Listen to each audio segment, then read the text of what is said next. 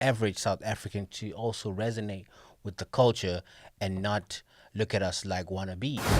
You ask me where I get all my energy from. From the stage to the studio and to my desk. I am the energy god. And you can be one too. Welcome, ladies and gentlemen, boys and girls, to another edition of Adishopwe Live, the official Afrobeats podcast, here at the Afro Media Studios in London. First of all, would like to say thank you to all the subscribers, commenters, sharers, likers. We appreciate it. We're past over the 30 grand mark subscription in the, YouTube. Hey, let's keep those numbers going up, so we're able to promote ourselves, our culture, without waiting for any other platform or others to do promotions for us. As always, this is brought to you by the Energy God. Make sure you drink and stay energized. Be yourself. As always, you can get more information on theenergygod.com. This is where we break down all the hottest topics in the culture. And most times I get a one-on-one guest with a superstar from anywhere to have a proper conversation with me. It doesn't get bigger than this. This is one of the biggest superstars out of Africa, representing Southern Africa to be exact. This is a legend, an OG in the game, and still getting these checks like he's a young baby out of the prime. Ladies and gentlemen, please give it up for the hip-hop superstar, the one and only Mr. Cash Time, KO! My brother, my G? listen, man. Bless. You've come into the UK like a hurricane, just moving around, trying to touch everybody, especially in 2023. The first question I ask people when they come into the studio is, how are you doing? How have you been? What's been good with you, my brother? My bro, first of all, thank you so much for having me on your platform.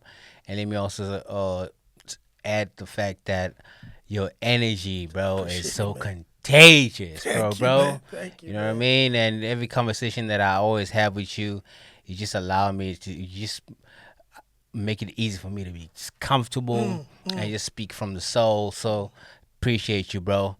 And of course, I've been in the city for over a week now and having a time of my life. That's amazing. Also just been fortunate enough to do some shows. Also went to Dublin for another show, back in London town again, and doing some more work before we get back to the motherland. So I'm great, and of course appreciative of the opportunity. My people over here at Sony Music UK, they rolled out the red carpet for me and everything, and I can only grow from here, my bro. Absolutely. This is like the second official time that you've come into the UK to do sir. some work. And for a lot of, especially with what has been happening with Afropop culture and Afrobeats, and how often you have your Nigerian and Ghanaian counterparts come into the country, how do you feel as a South African entertainer who's been at the top of the food chain for a while to just be coming into the country for the second time? How do you feel about that, and why has it taken that long, brother? First of all, I think there's an issue of comfort back home. Like there's so much that goes on in our country, and we were fortunate enough to inherit a rather rapidly advanced, structured country with all kinds of resources. So it kind of blindsides you from just removing that, wool over your eyes to say, bro, this is not what the world looks like, and because you also get discouraged by what the media shows us, like pictures of what goes on in, fellow countries in Africa. You're just thinking, oh my God, so we have it good. We're comfortable here. You know what I mean? And then the next thing you see, that comfort costs you heavily because your African brothers and sisters are not as comfortable and as complacent as you are. And then the world just starts passing you right on by. So thank you to social media these days. Yep. The internet, it has made it even more realistic for us to see, wait, that comfort was an illusion, and we were misled. So it's time for us to get up off our lazy bums, go and take over the world. And for me, as an OG and everything like that, like you're saying, second official, touchdown in London, it's never too late. Facts. For any African Facts. entrepreneur Facts. to take their skill set and their gift and their craft and share it with the world. So by way of that, I'm grateful that I can still have that opportunity to immerse myself in this space and only grow from here. Amazing. That's an amazing response, brother. As I mentioned, you being an OG, for some people that might just be catching you here for the first time, don't know about KO. Yes, sir. KO was part of a iconic group, Tear Gas, in the early 2000s. You guys came together in the university, went out to do incredible stuff, dropped like 3 or 4 albums as a collective, hip-hop collective, and then you stepped out on your own in like the mid-2000s, and since have dropped hit albums since then, about 4 or 5 projects. 4 albums, Exactly. On my Now, own. Yep. let's talk about hip-hop in South Africa. Yes, sir. How come hip-hop really grabbed a hold? Obviously we've had Kwaito, we've had kind of like the African pop that the likes of Yvonne Chaka, all these people were doing. Then you had the likes of Mafiki Zolo, but there was a point between 2011 and 2017 where if you weren't doing hip hop in South Africa, you're on the losing side. Talk to me about how hip hop became the voice of a generation and just took over. Yeah, I think it was a time when we sort of kind of found our identity and realized the fact that we can't be playing, childish games, trying to mimic things that we are not. Yes, it is predominantly popularized by American society, but what do we have to bring to the table to make it distinct and make it authentic to our grassroots as South Africans, for this average South African to also resonate with the culture and not look at us like wannabes. So when everything started making sense, when people started tapping into the Kwaito elements, the cultural elements, what our predecessors had done, like you're saying, the Yvonne Chaka Chakas and the Brenda Fassies and all those kind of guys. When we took all the influence and all those elements and started creating a beautiful mashup of just purely South African heritage and use that as our springboard and as our backdrop, it allowed for us to come across as authentic, original, and connect and resonate with our people. And that ended up being the reason why we became the leading genre for all those years. Absolutely. And even with what you just said now, from that period all the way down to 2017, we are in 2023. And the reason why there is a time period that we're marking and say all the way to 2017, why did it end in 2017, bro? Let's talk that talk, wow. You feel me? Let's talk that talk. Because, yet again, comfort and complacency and thinking we've arrived and nothing else is going to come and erode us from the spotlight. Because all the SABC awards, the Metro awards, everything was dominated by hip-hop artists, hip-hop singles, until that time, and boom, it looked like it, like you said, it peaked, and then another genre started to, Afro house and gone, amapiano. Yep. Because yet again, we got deluded in our minds and resorted to the very thing that we were trying to shake off, which was trying too hard to be American. Exactly. And that's how we took our L. And I'm actually even grateful, as a matter of fact, that it played out that way, right? Because for a child to learn that they are messing up, they gotta get burned, they gotta lose, they gotta trip and fall, and only by way of that oh shucks, I actually need to reel myself back into it and do what I think is the right thing for me to be on the straight and narrow. And right now, I think we are in a time where everyone is trying to reel themselves back because we've endured this beating from Gom, from amapiano, from Afrobeats, from every other genre because we simply just became too complacent. Now, speaking about, hip hop and what you've done, you've had iconic albums. I've been listening to KO as an individual artist now Bless. for a minimum of 10 years. Bless. Now, talk to me about you deciding that you were going to step out from a successful group Yeah. that was enjoying the best years. Yeah. Yeah. But it looked like you just thought, listen, it was my time to grab this mic and walk out solo. What was that moment? Why was that decision taken? And obviously, the decision turned out to be the right one. Yes, sir. Well, firstly, I was not of that idea, of that ideology. I always was about teamwork, and holding down my brothers. Besides the fact that I knew my gift and the potential and the calling out there when people saw me on songs with AKA and outside of the group, the demand was just growing crazy, right?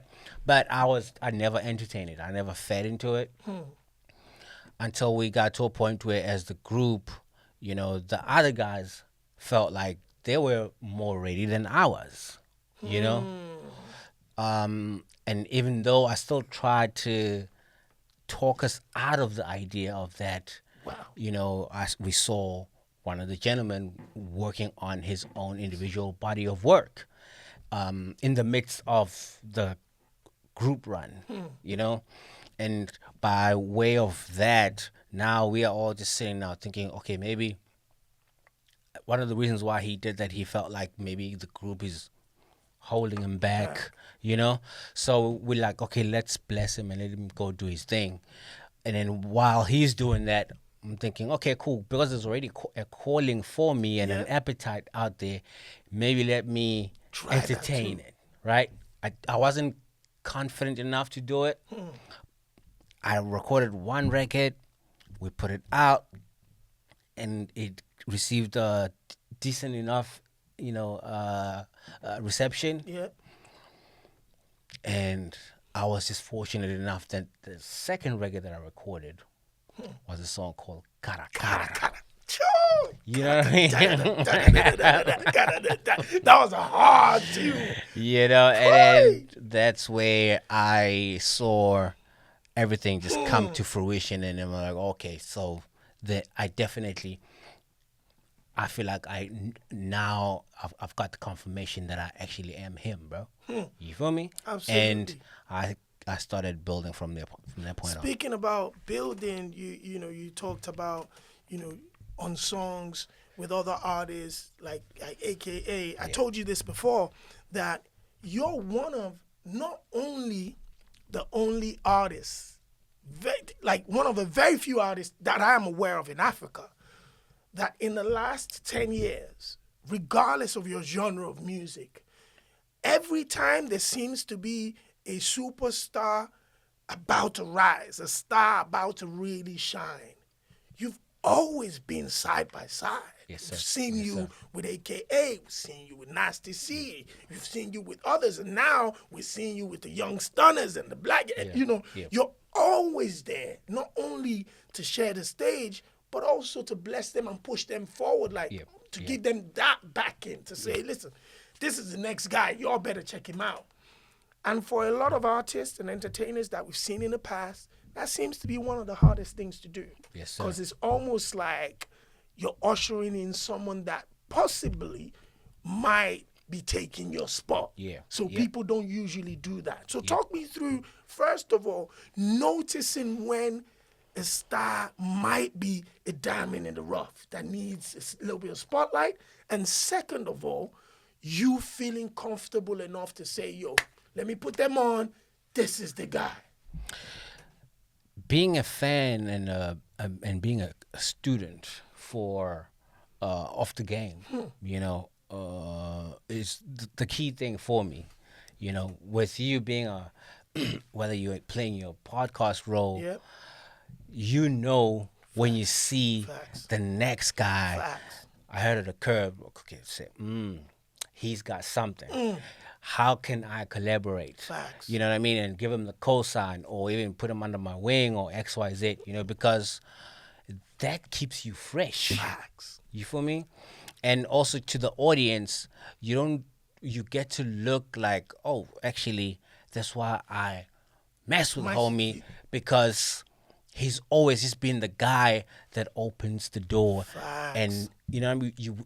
We kick the door down and leave it open. That's what it's supposed to be about, leaving the door open, without always just, okay, cool, once I'm in the room, let me shut the close door. it, you know what I mean, behind me, Yeah.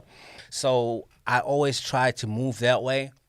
And then in some rooms, when you open the door, there are other giants in there. They might be younger than you, but they can take you on if you want them to. Facts. They could be a big problem to you, Facts. or they could be one of your allies. So I'm not a confrontational individual. I always believe in growth in every situation.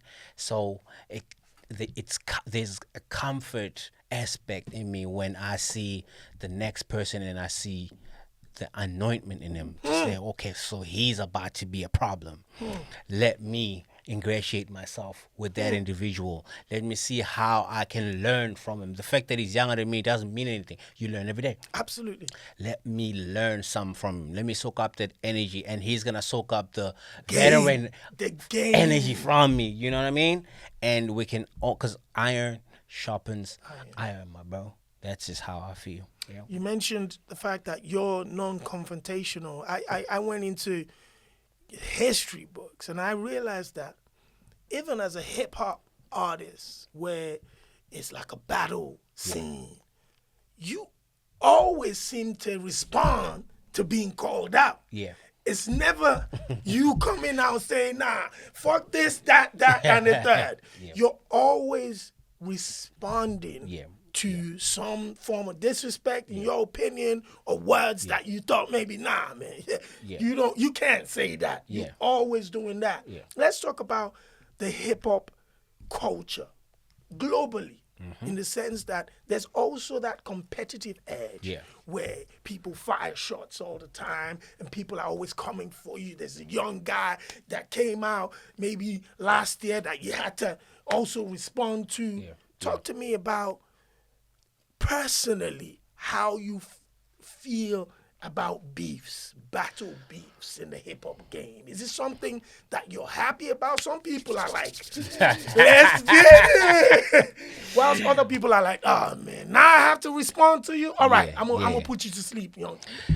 Look, when a giant calls out another giant, or when a king calls out another king, it's only right. It's the honorable thing to do. You might be a peace-loving human being, but the fact that someone who is of your same stature, because he sees who you are. Yep. Only a king recognizes another Facts, king, facts. and a king wants to take on another king, not because maybe, I mean, cool. I'm just saying. I'm just trying to put it in a diplomatic way. Yeah. Not because they want to take you down or however But it he might wants look. to prove his own status. That Exactly. this is the level I'm operating Exactly. So, as a man and as a king yourself, you need to honor that by responding in some way, shape, or form, right? So, I've never really been about the whole beef thing because down the line, lines get blurred. Rest in peace to the fallen soldiers, Absolutely. Tupac, Biggie. That was all beef related, and That unfortunately, came out from entertainment into reality. exactly. So we don't want to see things play out that way. We don't want history to repeat itself. So when I get into any type of lyrical duel with an individual, probably within less than a year, you're gonna see me and that individual side by side, knighting each other. Like, yo, we did that. You feel me? Yeah. If it's on that level, sign me up. You know what I mean? But the whole thing of we just gonna feed off each other's, I need to just constantly live off smearing your name and dragging you through the dirt and all kinds of things just for me to get a rise out of that. I'm not for all that. That's negativity. It's not encouraging to to the onlookers. Yep. I don't like divisive spirits. If it's competition and it's healthy, it's like, okay, cool, you're this and I'm that, and when it's all said and done, we are two greats. Yep. It's beautiful, but let us not dwell on the negative energy and be all divisive, because when it's all said and done, the story doesn't end well, and there's always some big losses down the line in that entire exercise. Just before you were coming in, I was watching something with Lil Wayne, and before then, I'd watched a clip where one of the rappers, I think it's Tony Yayo, that had said that being a rapper in America is the most dangerous job. Facts. South Africa, especially the hip hop community, we've lost some titans. Yeah. We lost Double HP. We Pro lost Kid. Ricky Rick. Yep. We lost Costa AKA, Titch. and now AKA. Yep. Is being a rapper in South Africa one of the most dangerous jobs? Being that I'm in the scene myself, and this is not to downplay the tragic losses of those individuals. Yep. I am of a different view. I don't think that is our reality back home, because when it's all said and done, man, we have our lives written the way that they are, and there's nothing that we can change. How the unfortunate passing of Ricky Rick was suicide. Yeah. Double HP was suicide. Couple of other gents, and the one gruesome one happened to be AKA. So yes, it's dangerous in the sense that you are in the public eye, the scrutiny and everything else. But I think the street aspect of it, the violent aspect of it, we haven't really seen it up until the AKA incident. And even with that, from what we gather, the early intel says it has nothing to do with music, right? We don't know where it comes from, but it has nothing to do with maybe him going through it with a fellow artist or anything of that nature, So I don't believe for the life of me that being a rapper in South Africa is one of the most dangerous jobs. But definitely we are living in sensitive times where all kinds of things are most likely to hit us. I mean, look at Costa Titch. Such a brilliant young man. You know what I mean? And just how that whole incident played out in front of everyone, bro. Speaking about the AKA Loss. You know, that's another brother from South Africa that I've had the pleasure to constantly meet. Yes, At sir. least we have a decent conversation, a minimum once a year. Yeah. And I was looking forward to our most recent conversation because the album, he was working on the Yeah, album that yeah. was about to drop. Yeah. I'd seen you guys in the studio Yeah. weeks before. Yeah.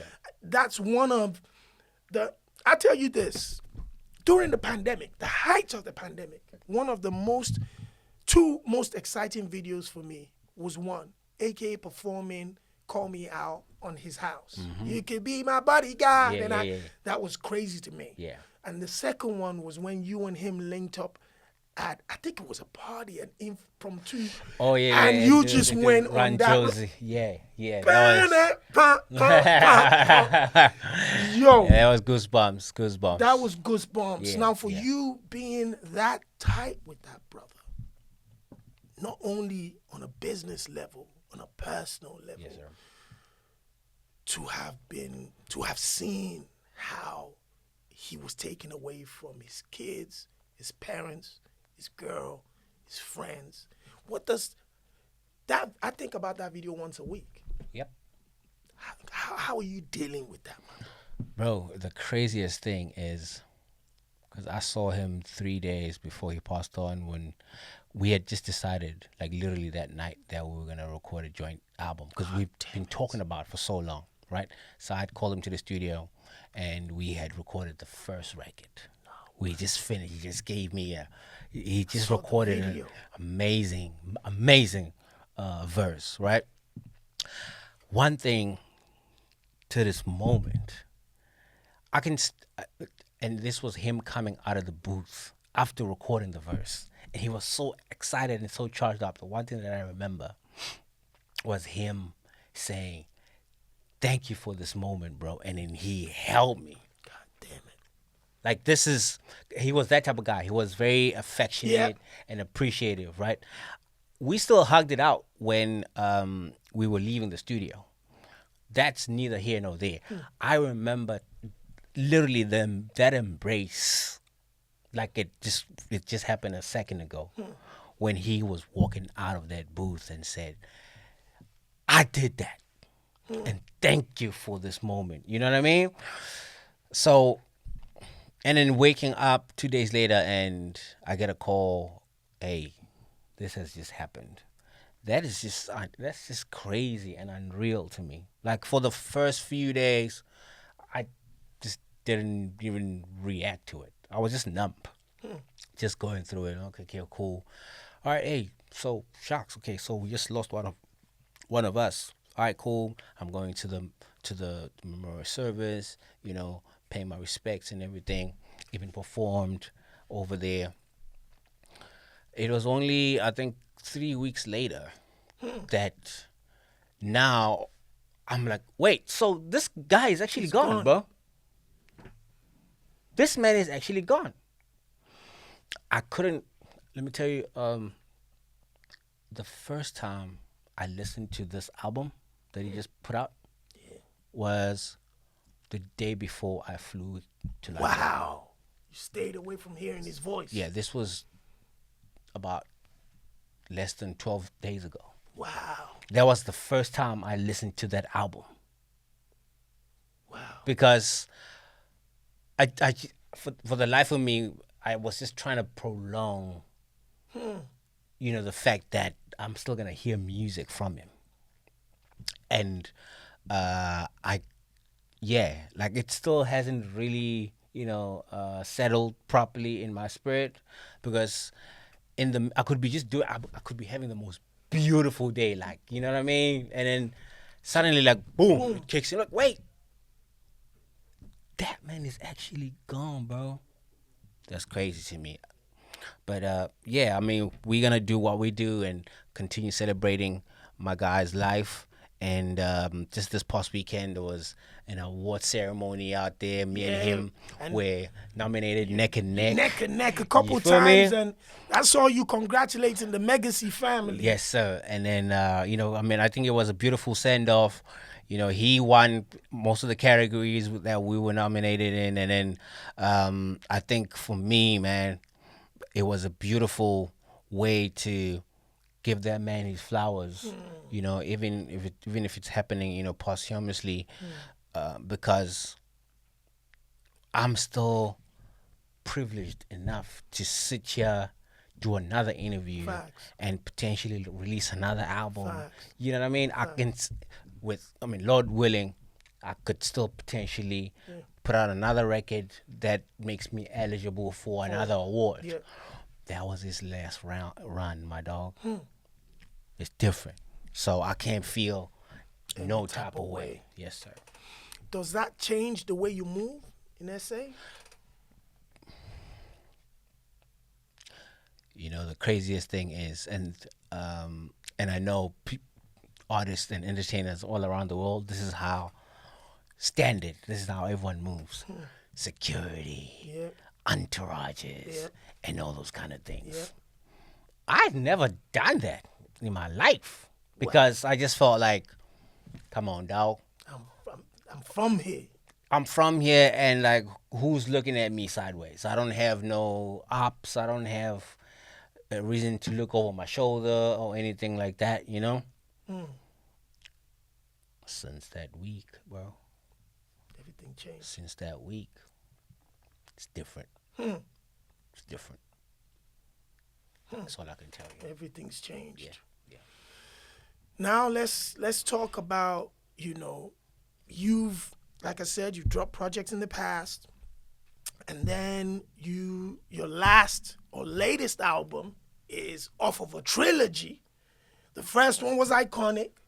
The second one came through. You said you weren't too happy with the work you put on that, because when people name an album after a classic album, there's pressure on you anyway, because the thirst for the project to be incredible is there.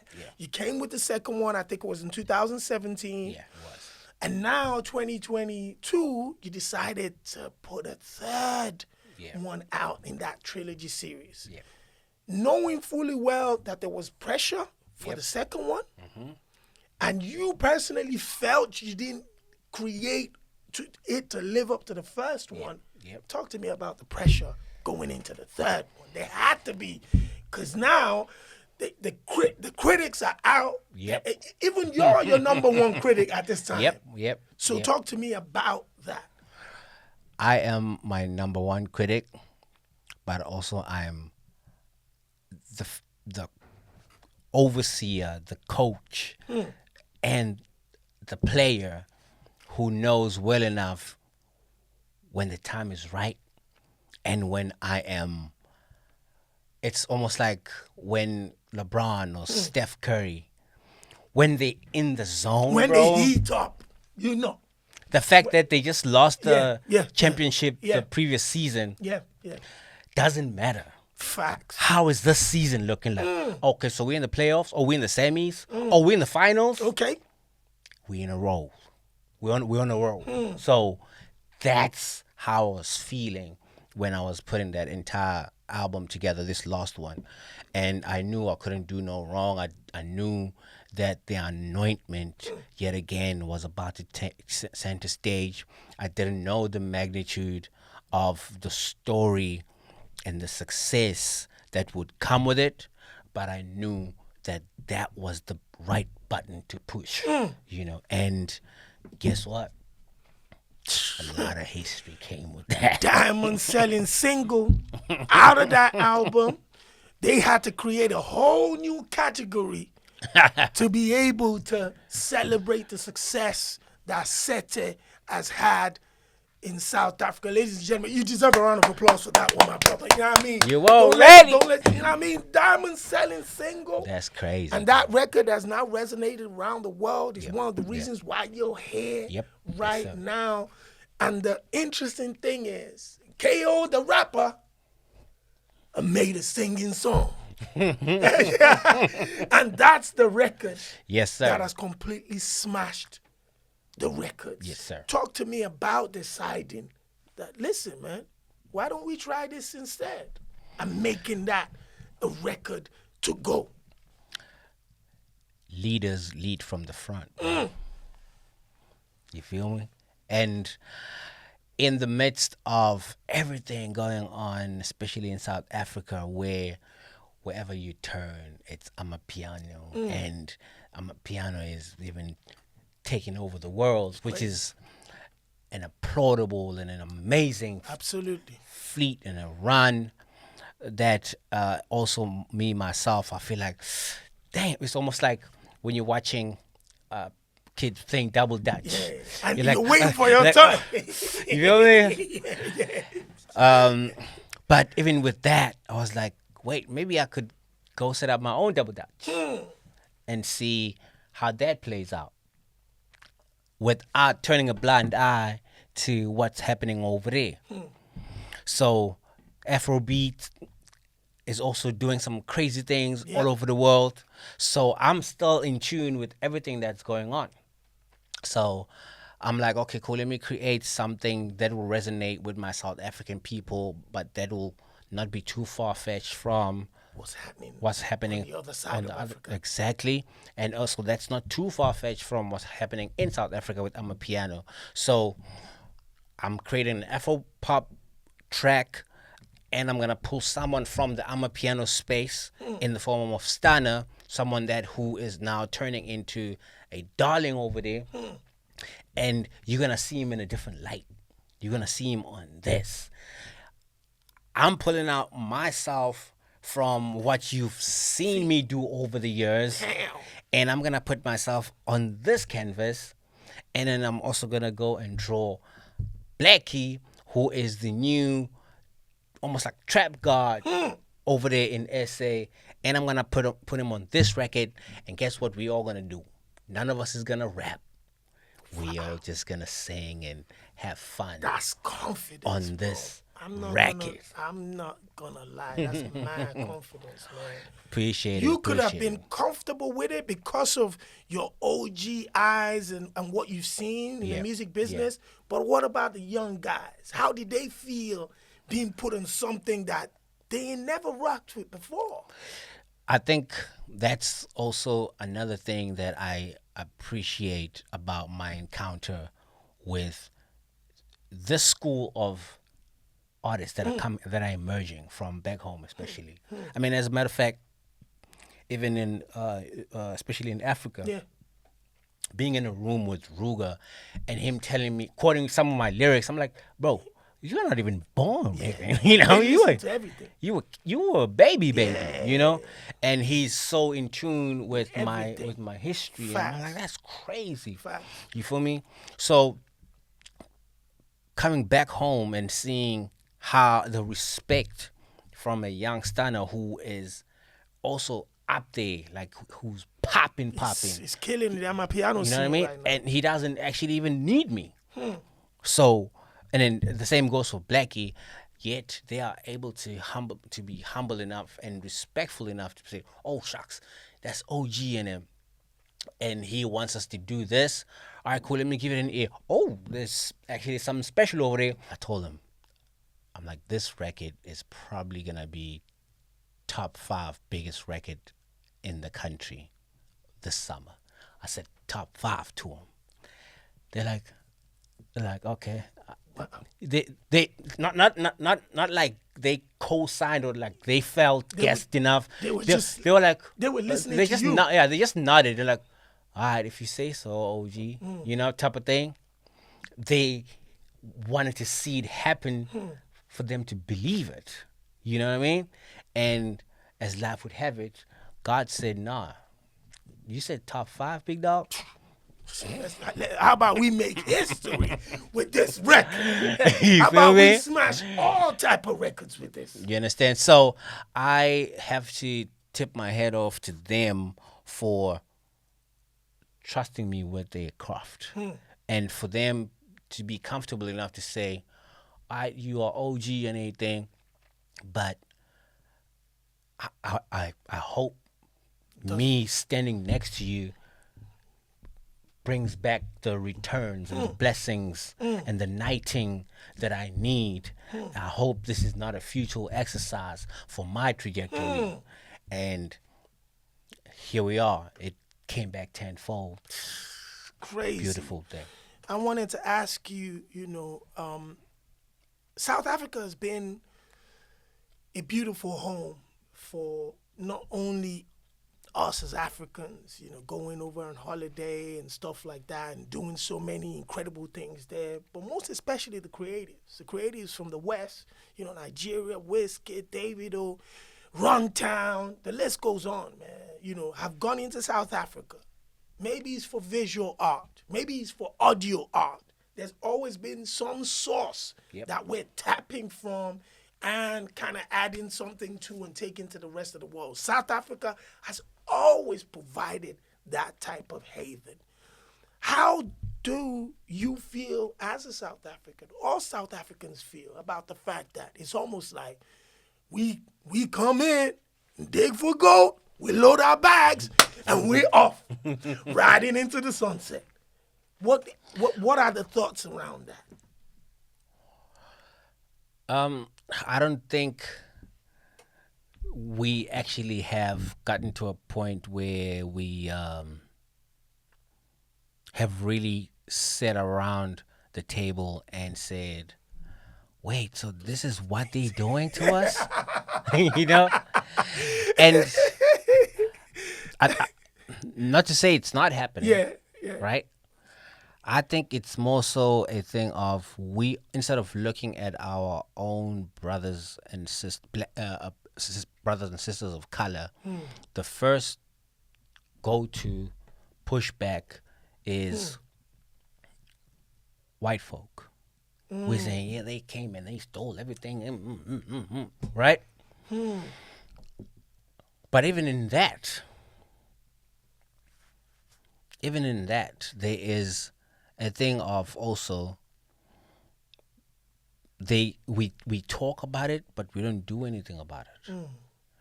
And then the second wave of people who I'm not even putting this. The way that you put it, you put it in a sense that says that it we feels like we come there take, and we take and we leave, exactly. Right? I wouldn't necessarily call it that, yes, especially with my fellow brothers and Absolutely. sisters from Absolutely. Africa, right?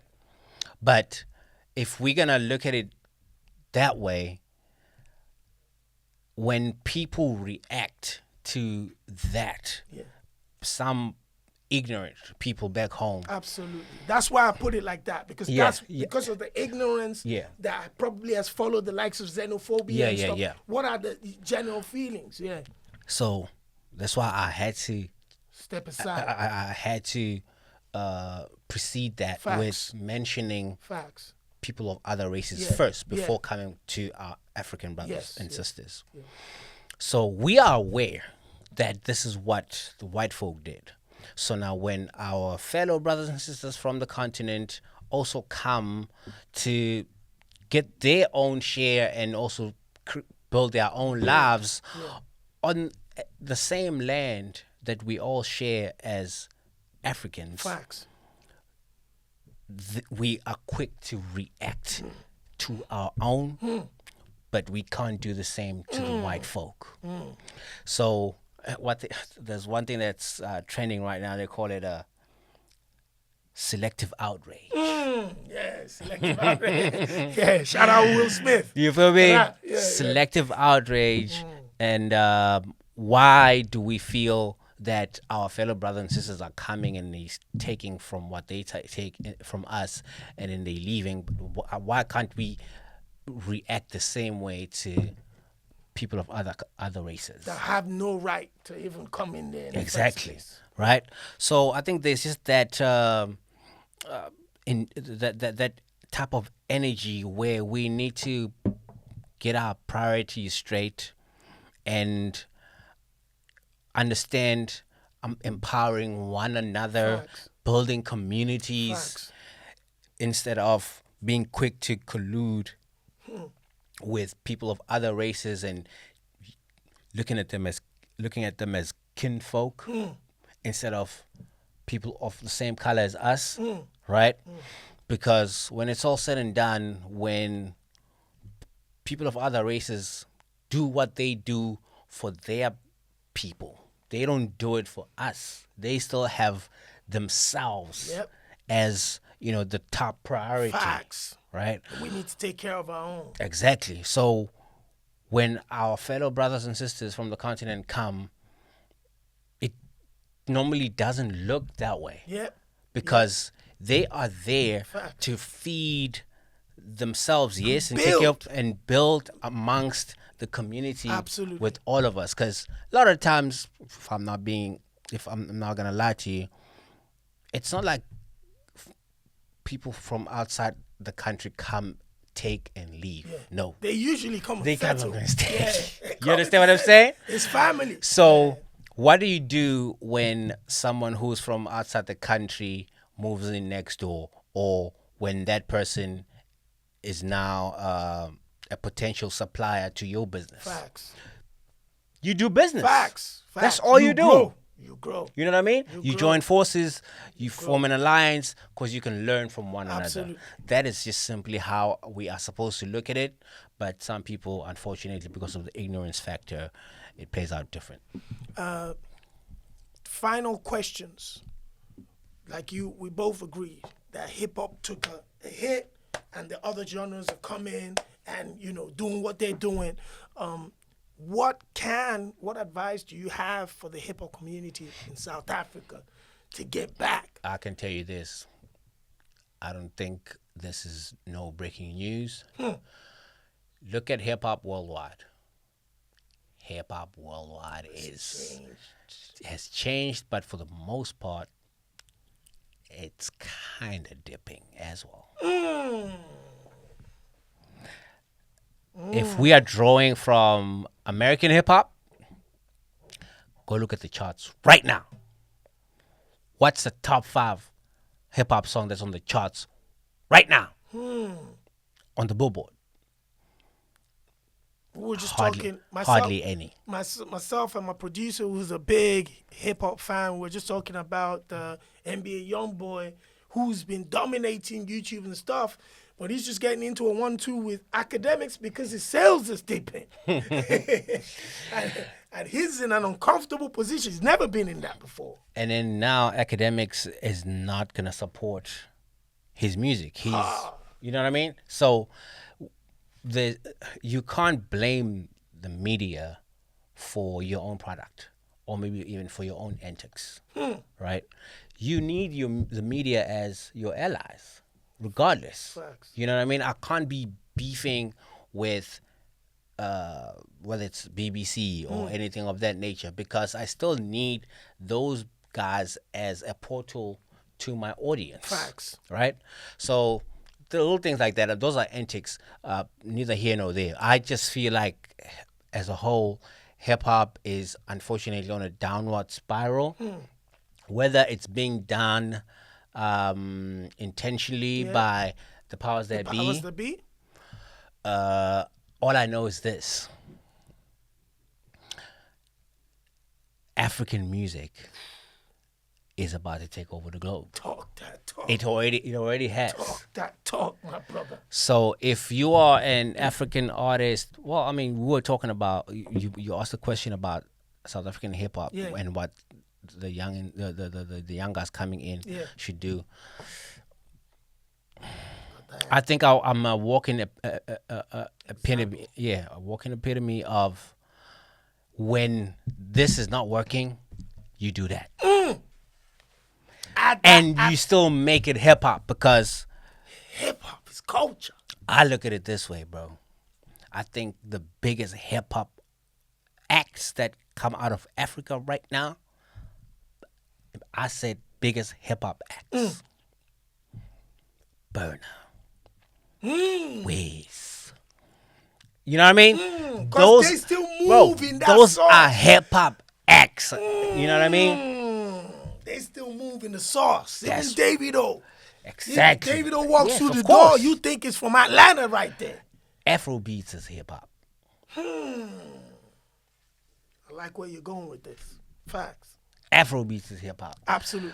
Inspired. If you go and you also look at some of the guys in amapiano, my Porisa and all those guys, that is hip hop, bro. That is hip hop.